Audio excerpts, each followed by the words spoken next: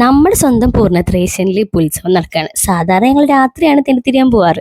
പക്ഷേ ഈ ഒരു അവസരത്തിൽ എനിക്ക് രാത്രി പോകാൻ പറ്റാത്തതുകൊണ്ട് ഞങ്ങൾ രാവിലെ ഇറങ്ങിയേക്കാം കേട്ടോ. അപ്പം ഞാനും അമ്മയും രതിയമ്മയും കൂടിയാണ് പോയത്. വലിയ തിരക്കും കാര്യങ്ങളൊന്നുമില്ല, കാരണം കടകളൊക്കെ കുറേ അവർ ഒഴിവാക്കിയിട്ടുണ്ട്. ഏറ്റവും കൂടുതൽ എന്നെ എക്സൈറ്റഡ് ആക്കിയത് നിങ്ങൾ ഒരുപാട് പേര് എന്നെ കണ്ട് സംസാരിക്കാനും ഫോട്ടോ എടുക്കാനൊക്കെ വന്നു. നമ്മുടെ സബ്സ്ക്രൈബേഴ്സേ ഒരു ആൻറ്റിയുടെ സ്വന്തം മോളെ പോലെയാണ് എല്ലാ വീഡിയോസും മുടങ്ങാതെ കാണാറുണ്ട് എന്നൊക്കെ പറഞ്ഞു. പിന്നെ ഒരുപാട് ഇൻസ്റ്റാഗ്രാമിൽ മെസ്സേജൊക്കെ എനിക്ക് വന്നു കേട്ടോ. ചേച്ചി കണ്ടു, സംസാരിക്കാനൊന്നും പറ്റിയില്ല, സാരമില്ല, നമുക്ക് അടുത്ത പ്രാവശ്യം സംസാരിക്കാം കേട്ടോ. അങ്ങനെ നേരെ അമ്പലത്തിൽ കയറി തൊഴുത് നമ്മൾ പ്രസാദമൊക്കെ എടുത്ത് ചന്ദനമൊക്കെ തൊട്ട് കഴിഞ്ഞിട്ട് കുറച്ച് നേരം അവിടുന്ന് പരിപാടി കണ്ടു. ഇതിനേക്കാൾ വലിയൊരു മെയിൻ പരിപാടി എന്ന് പറഞ്ഞാൽ നമുക്ക് ഷോപ്പിംഗ് ആണല്ലോ. പക്ഷേ ഇത്തവണ ഷോപ്പിംഗ് വളരെ കുറവായിരുന്നു. നമ്മൾ റോഡ് സൈഡിലേക്ക് ഇറക്കിയൊക്കെ വെക്കുമ്പോഴാണ് ആ ഒരു ഉത്സവം വൈബ് വരിക.